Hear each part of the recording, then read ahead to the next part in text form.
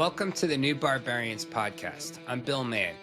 And I'm Mark Connors. We're here to deliver insights on how current market events impact the traditional investment portfolios of stocks and bonds that Bill and I traded on Wall Street. Today, we see digital assets as the next frontier for finance and investment. We're also here to explain how cutting-edge tools like AI and disruptive tech are the new barbarians at the TradFi gate. So instead of Mike Milliken's innovation on debt financing with junk bonds, today's barbarians at the gate are changing the landscape almost daily across regulation, legislation, and finance. So hit the subscribe button and let's cut through the noise together. Welcome to episode 22 of the New Barbarians podcast.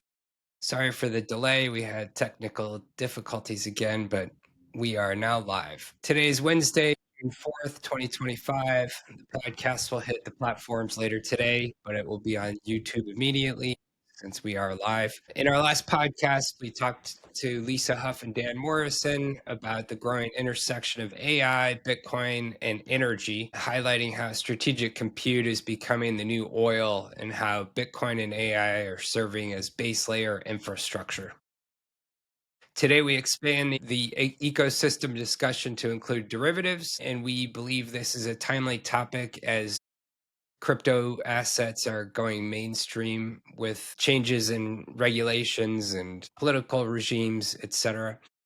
Today's guest is Ben Golub, head of derivatives trading at Secure Digital Assets, a firm connecting institutions to the burgeoning digital asset ecosystem. Ben's deep experience as a derivatives trader in both traditional finance and now digital finance positions him uniquely to discuss how these worlds are merging, which is usually the topic of our podcast here on the New Barbarians. So he's sort of the perfect person to talk to about what's happening in the world today. And with that, I will pass it off to Mark to give us an update on that. Great, thanks, Bill. Yeah, I liked how you brought the ecosystem back in, because with Dan and Lisa, the feedback I got from people were saying, what, Bitcoin's the trade route of the future?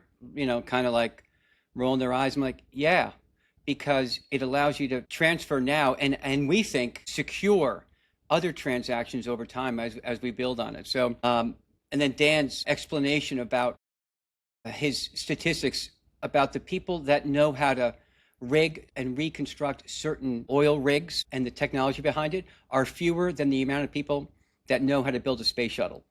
So I think he was just talking about the constraints of knowledge in the energy space and how, you know, having Bitcoin and AI work together, they can free up some of these bottlenecks, like what Lisa was talking about. But Ben, bringing you in, instead of going to energy and Bitcoin, we're going deep into the vertical of derivatives. So before we start, I'm just going to go into markets. You know, you and I were talking with Bill a little bit ahead of the call here. So I am going to share a screen here and talk slower so that I can make sure that everyone sees what I'm doing. There we go. Okay, so we usually like to start off with the scorecard. And we show May month to date, year to date, and 1 year. And what we don't show is June. So the first 3 days of June or 2 days of June have been everything but the bonds rally. So the reason Ben's here, and he's still in digital assets, what did we say? It's like dog years, Ben? 1 year is 7 years. I know you did TradFi as well. Is because the traditional markets are wasting away. The margin from trading equities and bonds are almost negligible. You know, Bank of America used to have hundreds of treasury salespeople. Now they have none. They just have machines. That value proposition has actually flowed right to the asset. Look at this screen here.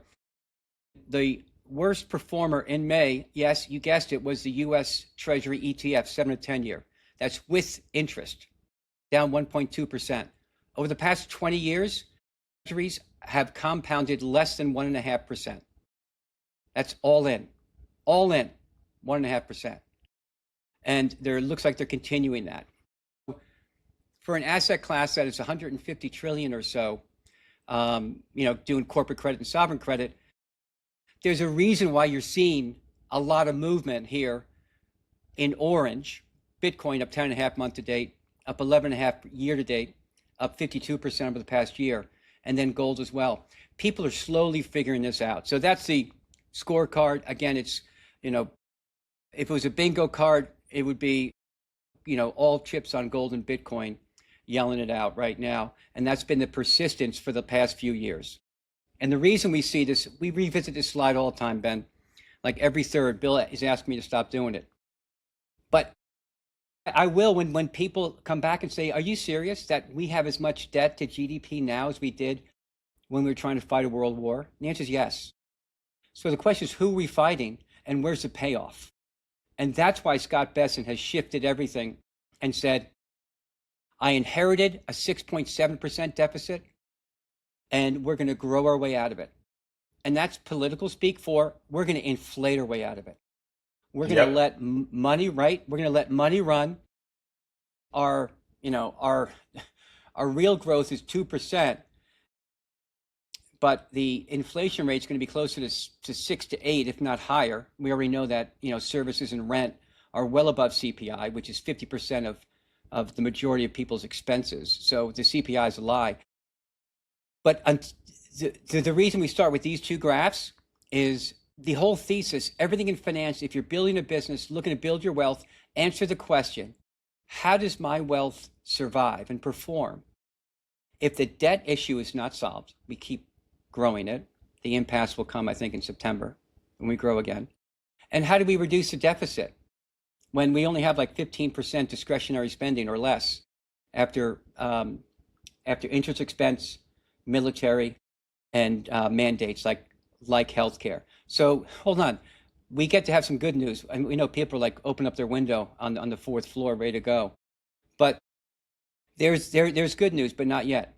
So there's so much debt out there that it's really hard. The reason we try to be simple on this by showing just performance. How's Bitcoin done? It's done well. It continues to do well. Get curious about why. Bonds aren't doing well for 20 years. Maybe get curious. Because if you go into the weeds of this stuff, it gets confusing. And here is a weed I pulled out of the Treasury garden. It's the Treasury General Account, which isn't a very off-cited metric, but it's a checking account. And you're only looking at it from 2019 to 25. Prior to then, it only ran at like 5 or 10 billion. It kind of kicked up in 08, but they didn't use it. But now the Treasury pulls as much capital as it can in because it doesn't know when they're going to need it. This to me is like the VIX of fiscal austerity. When it's high, it means that they're very concerned. And right now, they pulled down 240 billion or so, 230 billion in May alone. I think by like July, it's going to be zero. They're going to have no buffer. And that's why you see Senator, who's the Massachusetts senator that we all love in the digital asset space, Ben? Warren. Oh, thanks, Warren, Bill. yeah. Bill was quick on that one, right? So The save there. yeah, our savior said, Trump and I agree that we need to increase the debt ceiling. It's like the only thing besides digital assets that Democrats and Republicans agree is that they need to raise the debt ceiling. So that's going to happen when this checking account runs out. I will bet dollars of donuts when this thing hits zero within either side of 15 days, you're going to see that 36.214 cap on debt just go away with a unilateral or a unanimous vote in Congress. And so now this is, again, lost in the sauce. It doesn't really matter. We saw in the Q1 where net exports, and Bill and I talked about this with some of our guests, imports went up, which means that people were spending money and storing inventory ahead of the tariffs. GDP went negative for the first time in a while. It reversed only recently. So now they're catching up and they're actually exporting. Maybe there's some certainty. That's good news. But I'm like, who knows what comes next? So this I don't look at as something to hang my hat on as a persistent, reliable statistic, but it's just information to know. And I think validation that we are that traditional finance is fakatched and / broken. And that's why, Bitcoin first, stablecoin second, and then, on from there in the digital asset space. So that's all I had, guys. I'm going to stop sharing. Thank you, Mark. Now I think we can jump into it with Ben. To start off, Ben, can you just tell us a little bit about yourself? How did you end up where you are? Where did you go to school? Yeah, sure. So, tiny little correction. I actually didn't spend much time in TradFi apart from my own degenerate trading on Thinkorswim, just playing options on random stuff. But I went to school at Baruch. I studied math and, excuse me, the focus was always kind of finance and financial mathematics. I always found that very interesting. So, went deep into probability, tried my hand at the actuarial science stuff. I passed a couple of the exams and then decided it was way too boring compared to trading crypto. But yeah, I started my professional career around 2018 at a family fund. That's where I kind of picked up all of the good habits that a trader should have. Not necessarily learned them, engraved them, but definitely was exposed to kind of more professional trading for the first time. And that was, kind of some directional spot per So future then, strategies. what were some of those practices or disciplines that you still have on your tool belt that you use today? That you Yeah, went in that are memorable. You're like, I remember when Sally or Barney did this and it was awesome. yeah. And it's funny because I'll preface it with this that the same things kind of apply to your institutional trading, whether it's market making, whether it's, yield generation or whatever it is you're trading.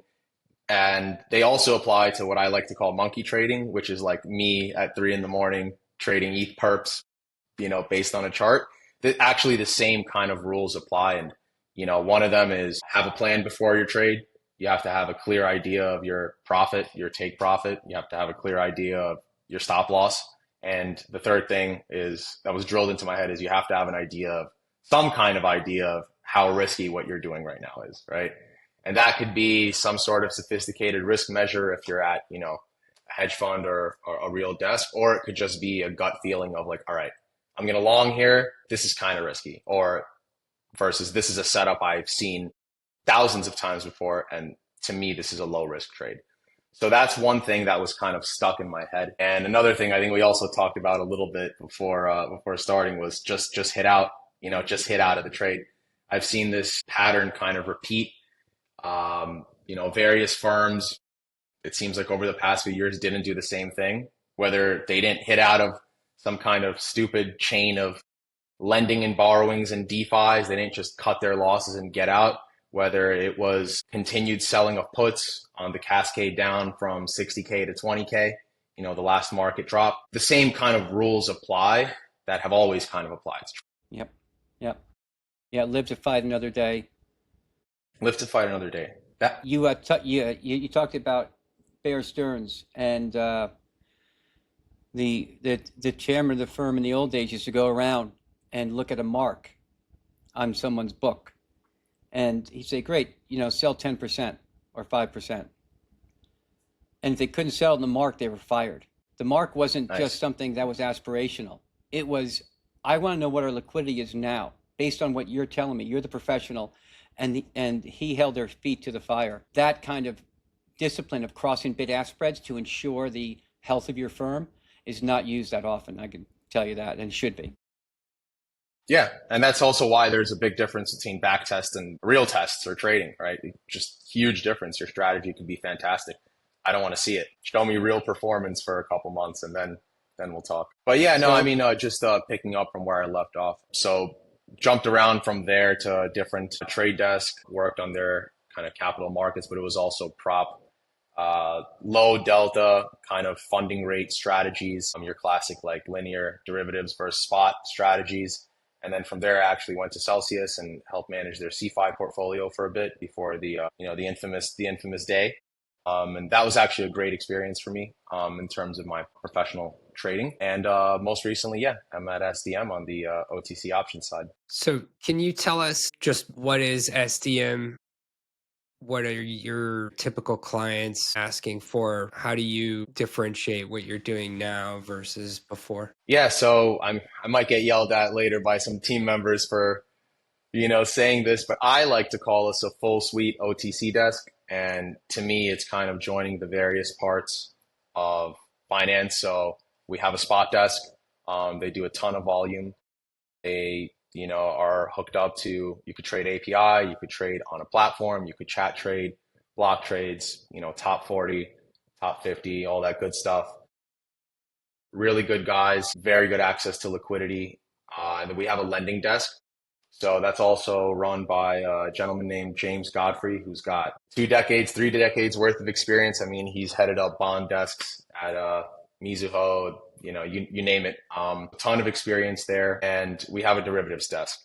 So kind of a full offering to clients, right? And you can come in, it's a one-stop shop. You have dedicated traders, such as myself. So one of the things that I think differentiates us is, while we aren't necessarily the high frequency streaming market maker, we're a very experienced firm with very tight risk.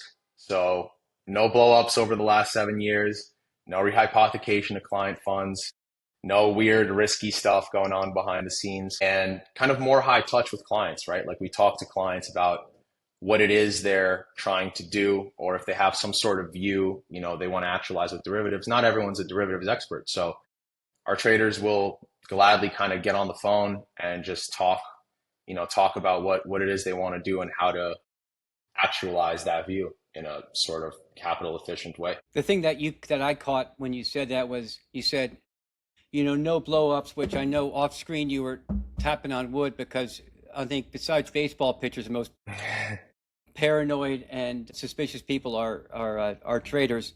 Is, you said no rehypothecation, and we were talking, won't mention the company, but there's rumor that some of these new services that are coming out in Bitcoin, people should be reading the terms of service, because when you say that, where can clients go to get the comfort that you don't have rehypothecation? Is that something that you guys provide in documents? Sorry to interrupt. Can you just explain rehypothecation within this space? I know you mentioned lending, and I think some of our listeners may just need to understand that term. Sure. So rehypothecation is basically when you're holding client assets, which are really a liability to them from the perspective of your balance sheet, right? If Bill deposits $1 billion in Bitcoin, that's a liability from us, right? Because we have to give that back whenever it is he wants to withdraw it. And rehypothecation essentially is just lending out of those assets, right? Because trade desks may, or even, for example, like Celsius, right? Their primary business wasn't being a trade desk, it was being a lender borrower. They would kind of re-lend margin, or the general process is really just re-lending assets that you're sitting on that kind of aren't yours to make, squeeze out a couple extra bips.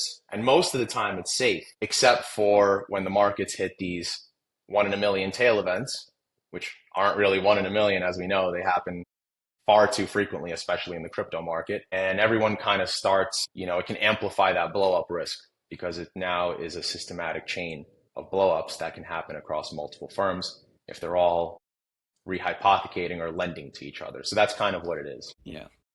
Thanks for that. And it usually, as you said, it happens at the wrong time. Like how we were saying, when PM started asking for more leverage, and when you look at the blotter and the trades tend to be the same, whether it's long momentum, long vol, that's a long in the tooth trade. But following up on what Bill said about you guys and differentiating, I saw on your website you guys have that wheel of clients. Last pod, we were in Houston talking about co-locating Bitcoin miners in data centers to complement all that stuff. That was there. Can you explain your wheel about what clients are doing in order to require your services? Who are 3 or 4 the kind of client types that you have? Sure. So I think the 3 kind of broad categories I could really chop it up into is, 1, miners. We have miners, and I'll call them also institutional clients. So, that's kind of self-explanatory. There's always flow coming in from miners and other desks that may need to swap this coin into that coin. And we're also very hooked up in terms of fiat. Our banking is very robust behind the scenes. So we're able to perform lots of kind of on-ramp, off-ramp services there as well.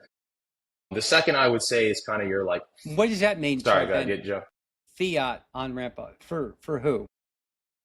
So for example, we may have a business that's not necessarily a crypto trading desk, but they're peripheral to crypto and they accept, crypto as payment, right? Okay. And maybe they need to send, I don't know, $10 million USDC to another entity, but it needs to end up basically as GBP. So we can perform that swap for them, right? Pretty seamlessly and in a timely fashion. And that's kind of actually that's a big flow in the crypto markets in general, is really the payment infrastructure. So yeah. Do you guys charge 3% like Apple does? 3%, definitely not. I think we'd go out of business. I wish. No. 300 bips sound nice. Joking. No, yeah, I mean, that's why people are doing it. That's good for you. So yes, keep going. I just wanted to dive into that one. Yeah, stop me anytime, just interrupt, dive in. Happy to talk about anything more specifically. But yeah, and then the second client kind of is your high net worth individual or family fund. And that's where they're taking either more kind of proprietary views on the market, like maybe they're interested in some sort of upside structure that's more capital efficient than, let's say, just going all out, spot purchase, or yield generation, your covered calls and other structures relating to kind of farming yield out of the assets you're holding. And I'd say the third kind of player we have is other sort of funds, and not necessarily hedge funds, but sort of funds that are more on the, kind of buy side of things. So they'll go in and ask for all kinds of funky products, right? Like we've had guys ask for ETH BTC ratio options, weird stuff like that. Taking risk reversals on the ETH BTC ratio. They're taking kind of the more bespoke sort of product. So you'll structure that, or will you go in the marketplace and try to broker that transaction with someone else as a standalone contract? Well, so we're always the principal in the trade, right? We're always facing the client, but sometimes it'll be a bit of both depending on our kind of views and positioning. We might just find it easier to back out most of the risk, or we might just kind of take a view against our own balance sheet and hedge it in some sort of other way. But yeah, I mean, there's all kinds of funky stuff like we can do, and happy to get into that if we talk about products. And the bigger you get, the more optimization you can have. Like a firm like Fidelity, before they trade any stock, it goes through their warehouse. So all the PMs, they all net against each other before they go out to the street. And you guys, same way, right? I mean, that's the yum of having your own place, is that as a clearinghouse of risk, you can cross things internally. For sure. Yep. Hey guys, if you got anything out of that last segment, don't forget to like, comment, and subscribe. It really helps us grow the podcast and bring you great content. Thanks for the support. Rates of change. I think May showed it with Bitcoin up, 12%. Ethereum had a big jump, I think in May as well, right? I think May 8th or so, it shot up around there. The ETH degens emerged from the graves. They were finally happy about something. They awoke from the hangover. And then, I still think the Coinbase Deribit transaction is huge. The IPO of, what's the name of the TradFi digital hybrid? eToro. eToro had an IPO. Galaxy finally got theirs off the dime. So I think those were in the offing. Those were ready to go. eToro was years in the make, was at least 18 months in the making. Galaxy was, dead on arrival for years. So those were just pent up demand. But the Coinbase Deribit, that was a decision, I think, by Armstrong to recognize the business you're in. Exactly what you said. I forgot how you termed your firm that was going to get you in trouble with the spot folks. The full suite OTC desk? Right. That's the game. And it is just starting. So I think that's my opinion, Ben, but is there anything that you've seen on the client side, although your clients are probably already seasoned, that would indicate my suspicions that May was a inflection point? Or is that just... Yeah, well, first of all, actually, a lot of our clients, believe it or not, aren't going to be your 15, 20-year options traders, right? Even the bigger guys, there is a decent amount of education and kind of I don't, not really holding hands, but kind of a back and forth between our trade desk and them, right? We're helping them understand market environment versus pricing of these things, and when you should hedge and stuff like that. But I think that the Deribit Coinbase thing is, first of all, it's incredible. I mean, I think Coinbase is an amazing product. I'm glad they made it onto the S&P.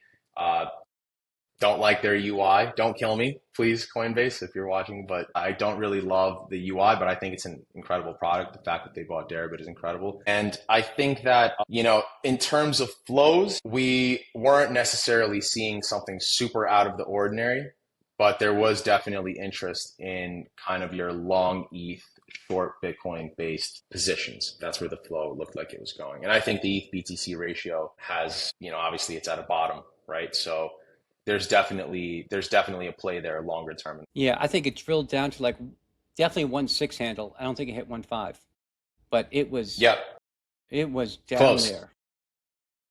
I think now we're seeing the market rally. Generally, I'm picking up on some FOMO with my TradFi friends looking into investing. So I imagine some of your customers would be the family office types. And I know we don't really want to talk too much about who your actual customers are.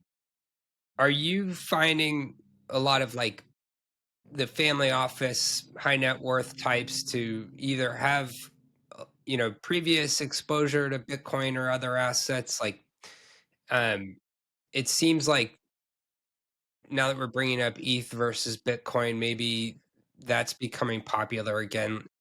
I guess, what kind of demand pickup have you seen from the long-term holders of Bitcoin and other Yeah. assets for your products? Yeah. So I would say there's kind of two categories of that in itself, right? We have the guys who are long term, as you said, and then we have the other kind of family funds who are looking to dip their toes in and want to start accumulating, right? But maybe have missed the train. And for that, that's where this back and forth that I was referring to earlier starts, right? We talk to them about all kinds of accumulation strategies, like, hey, sell some puts, right? Let's structure this as a physically delivered option. Let's do some short put spreads. If you want to go a little bit more, quote unquote complex, we have structured products like the accumulator, where it's basically like let's say a 10-week program with a strike price and a knockout, where you can essentially purchase ETH, for example, at this strike price, which is a discount to market, say 10 to 15%, depending on where vols are, on a weekly basis, right? Based on where ETH is. And, I don't want to talk specifically about this contract because I'm going to put everyone to sleep. But my point is that Ben, if you're worried about putting people to sleep on this, first of all, the accumulator is an awesome label. Bill, do you know where I'm going with this? Your Terminator. Give Bill a couple specs and we will generate through his process a graphic and marketing program for the accumulator who will be back. Like we can totally do an Arnold thing with this. I love that. Yeah, sure. And, I said complex in air quotes because I'm thinking from the math finance side of it. How do I hedge this thing? How do I replicate this thing? But in reality, if you talk to someone who wants to actually just accumulate the coin, this is the product you do, right? So here's an example, right? ETH's at right now, what, 26.25, right? So let's say we're going to enter a 10-week accumulator. Sorry, we also have a decumulator. Don't get me started on that one. Let's say it's 10 weeks long. We're going to call it 10 by 20. Those are the quantities. So just hold that for a second. And the strike price on this contract is 22.50. And there's one more price, the knockout price, which let's say is 3K, right? So this is how it works, right? So imagine now we're spot price right in the middle, knockout price is above at 3K, strike price is below at 22.50. Every week, we're going to look at where ETH is Friday morning, right? If ETH is anywhere above 2250, the client can purchase 10 ETH at 2250. So if we're trading at 2700, client gets to purchase ETH at 2250, 10 units. Next week, if the same thing happens, same thing, clients purchase ETH at 2250, 10 units. Next week, if ETH goes below 2250, now the client has to purchase double the amount. So 20 ETH. So what ends up happening basically is it's a At play what around the price, Ben? strike at that fixed strike price of 2250. So if you're basically between 2250 and 3K anywhere, right? And remember, we started at 26. You get to buy ETH at 2250. So for those who feel like you've missed out, you're basically getting a contract that starts you off with the ability to sequentially buy ETH at, call it a 10 to 20% discount. And this varies based on the term and if it's weekly or monthly. You can structure it in many different ways. And then it's like, you could say, well, if ETH is below 2250, like at 21, I have to buy double. Well, great. I mean, you would do that anyway if you had limit buy orders, right? And this way you're getting a premiumless contract. And then the knockout thing is basically if ETH touches 3K at any point during this 10-week period, the contract just ceases to exist. It knocks out. But everything that happened prior already happened, right? So from a client's perspective, it's like if you're going to accumulate the coin, you really don't have many choices, right? It's like you go balls to the wall with spot. You maybe buy a little every week. Or you can do something like this where you kind of get the best of both, right? You get to buy at a fixed date at a discounted price. And, if it rallies too much, the ideal thing is it kind of rallies a little bit, right? And stays, because then you just keep raking in ETH at a huge discount. Yeah. So that's the product. I haven't heard of that. I haven't been involved in options since my convert days, that into the complexities. Do you see people doing the simple thing? It's simple and may not be there because it's maybe low probability. Just writing puts to accumulate that simple thing of just collecting premium and potentially buying your coin at a discount. Yeah, absolutely. We have people doing that all the time. I mean, that's also, I think, a great strategy, right? It's like if you're selling, I don't know, even September, let's say Solana 120 puts, there's a decent amount of premium in there because SOL vols are pretty high. And if you annualize the premium you're earning, I mean, it's great depending on the strike. I mean, I've seen easily 50%, 40% annualized. That's really nothing impressive for crypto options. And then worst case scenario, you get to buy SOL at 120, right? So yeah, we see a bunch of short put spreads, things like that. Cool. I don't want to bring up my fears about liquidity and in the wrong environment for especially the retail traders that may be taking on too much risk and stuff like that. But I did want to shift it a little bit to my space in the systematic investing. I know you said you have API access. Are you seeing a lot of like systematic traders, either more retail family office types or like institutions accessing this market, with algorithms? Absolutely. I mean, most of the trading is algorithmic, I would say. I mean, even when I, strap on and hit the order books, I can see them, right? I mean, you could see how the order books and the tape move and react. And, there's a bunch of algorithms that range in sophistication. But I mean, you could see the TWAPs in actions. I mean, I personally ran, uncountable amounts of volume through pairs trader, spread trader algorithms, VWAP algorithms. Then you have obviously your market makers, and you can see order books from different exchanges reacting to each other in real time. You have your simple R bots, your options R bots. So yeah, I think a ton of algorithmic activity in crypto. Following on what Bill just said about the algorithms, I know a lot when you go VWAP. I know a lot of it in the traditional world hits in the last 20 minutes of trading. ETFs in traditional markets are anywhere from 20 to 30% of volumes, some days higher, and a lot of that's on the open and close. So you have this sort of jammed period and a snoozer in the middle. How does that differ in a 24/7 market for you guys? Is like, how do you do a TWAP? Do you define the close of what? Like, do you? Yeah. So you can define it in, various ways, complex and non-complex, but basically you could define it on a 5-minute TWAP. A lot of expiries for exchanges, whether it's like options or futures, are based on like a 30-minute or hourly TWAP. So there's a lot of algorithms replicating that if you're an OTC desk or a market maker. But yeah, there's as much as people like to say crypto is decoupled from equities or a hedge, I mean, there's clearly heightened activity at 9 a.m., 9:30, clearly 4 p.m., right? Clearly 6 o'clock, futures reopen. The daily candle close at, 7, 8 p.m. New York time. So there are these concentrated points of activity. I mean, Asia open, London open. So you can see it. Yeah. And is there a difference between, in your derivative space, are there folks who are creating contracts against spot away from exchanges? And then obviously options are going to be, not obviously, but doing some derivatives on listed items versus spot decentralized assets? Or are they always going to somehow be, as you just said, I think, influenced by the larger listed market?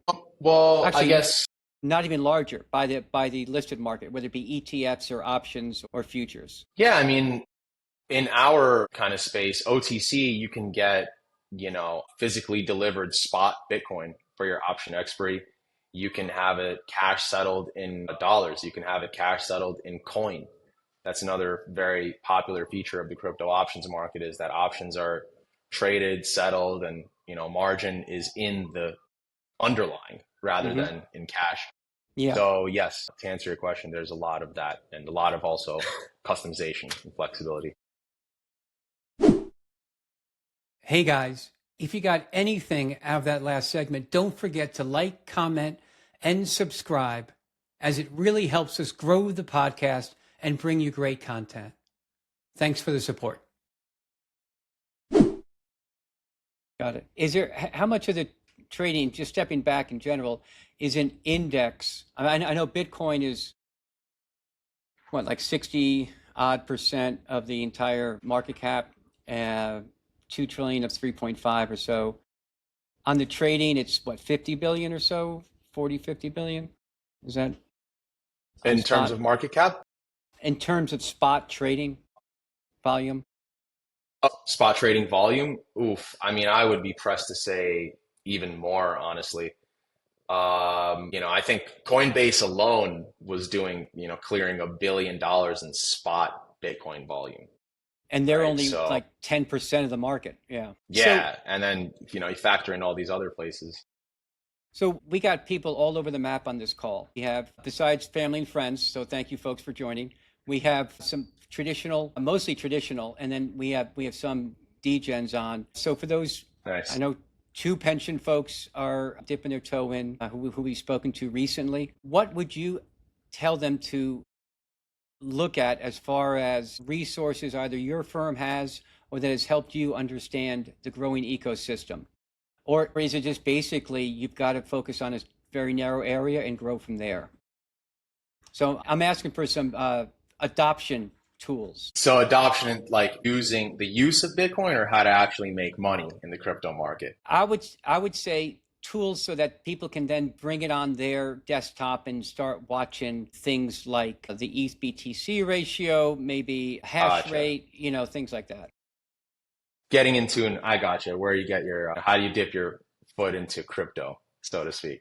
Yeah. It's easy. I think the first thing is, if you ever want to look at charts, I go to TradingView.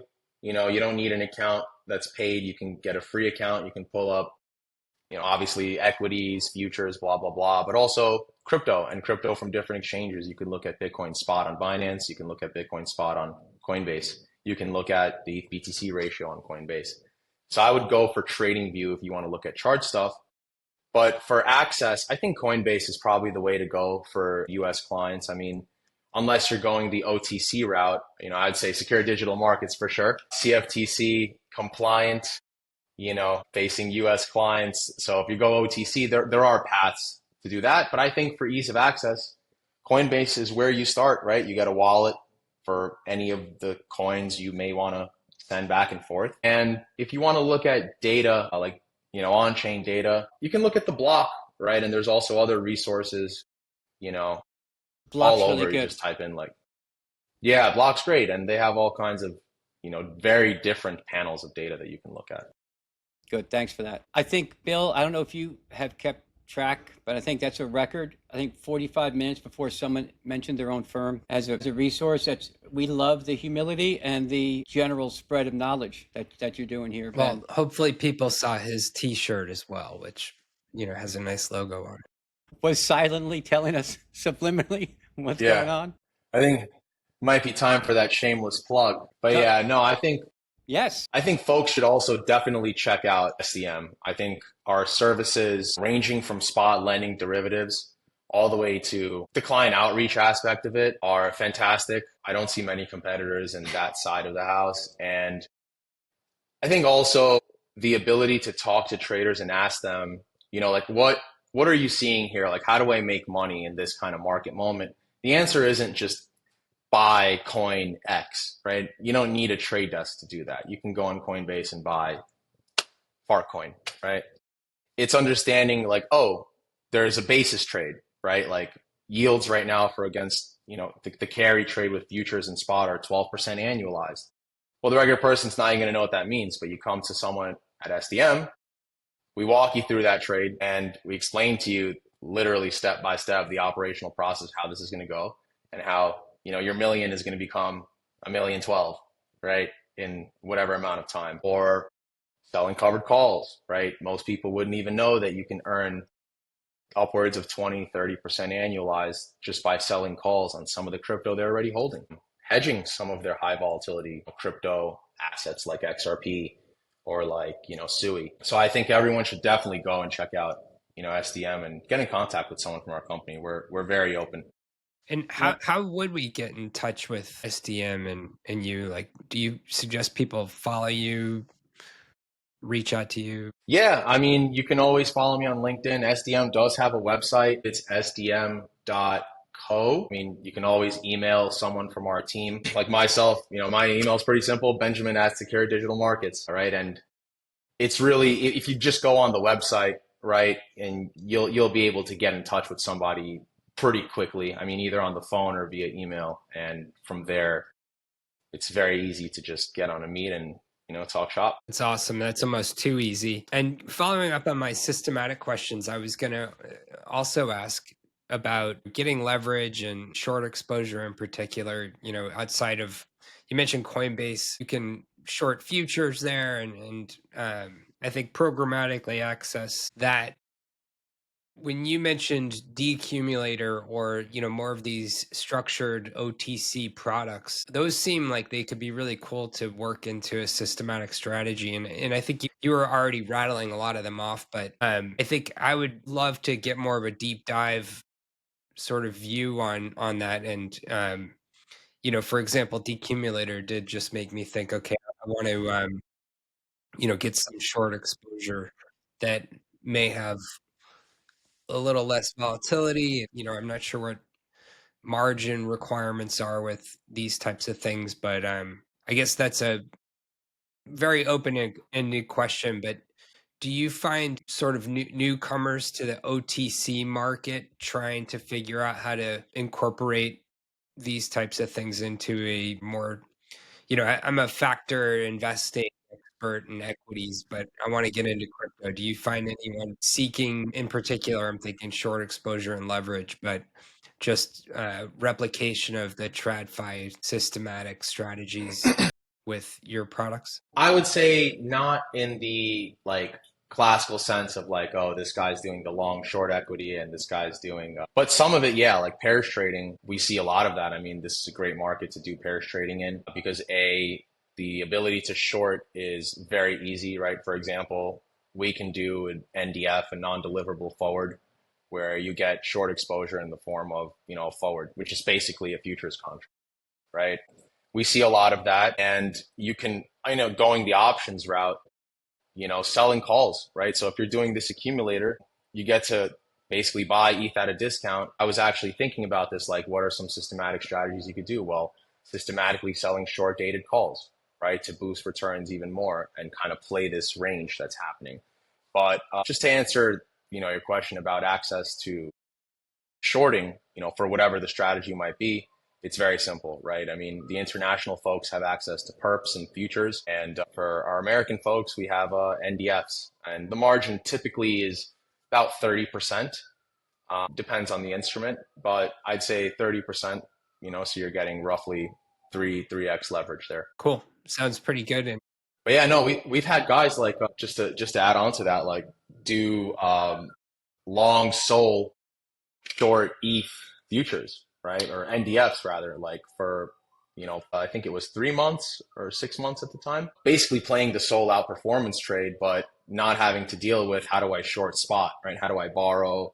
Like, right, just do it synthetically with the yeah, NDFs. NDF I think is the answer that we would have looked for, because I think a lot of people understand the basis trade when it's like the same coin.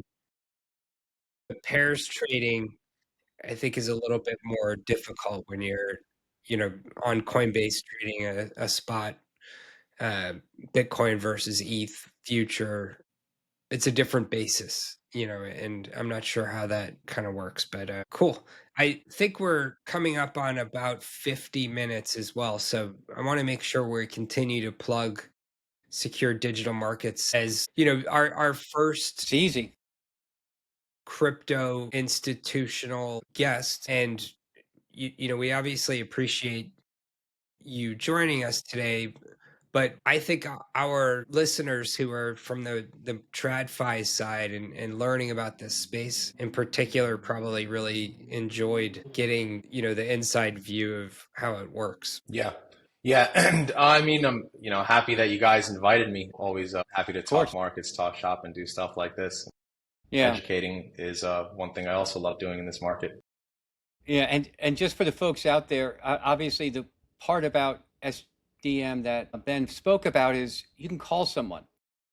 And if you have some business to do in especially OTC and options, we suggest you talk to someone who's been in the space for a while. I know that there are a lot of folks, my friends, who do covered call writing on their equity portfolio. Been doing it for years. Love it, love it, love it. Then all of a sudden, either they get taken out and it runs, they're not that happy, or market dumps and they got to restrike higher, but their principal's down, blah, blah, blah. When I showed them what the premiums were like in our space, on the more liquid Bitcoin, they went running in. It's crazy. Yeah. So it's something to consider. And I still think, Ben, I don't know, Bill, you've talked to some folks as well. And at Bitcoin conference, some of the institutional guys said, there are still so many institutions who are not looking at it, who haven't spent the time to understand the opportunity in the, I would say, risk-constrained space of options. The rich, full surfaces, and not all of them are normally distributed. There's so many neat opportunities that are still there to be harvested. Oh yeah, that's why we want to have you guys here, because we know where you're going as a firm. So look forward to having you guys on again. Appreciate it. Thanks, guys. And we also appreciated you giving us your email, like basically on air. So we will put some of Ben's contact details in the show notes too, if you want to reach out to him. And spam it. Okay, feel free to spam him and reach out on LinkedIn, and hopefully, we'll help build the network a little bit. Excellent. Yeah, awesome. Sounds Thanks, great. Ben. Thanks a lot. All right. Thanks for your time, guys. We will see you on the other side. Take care.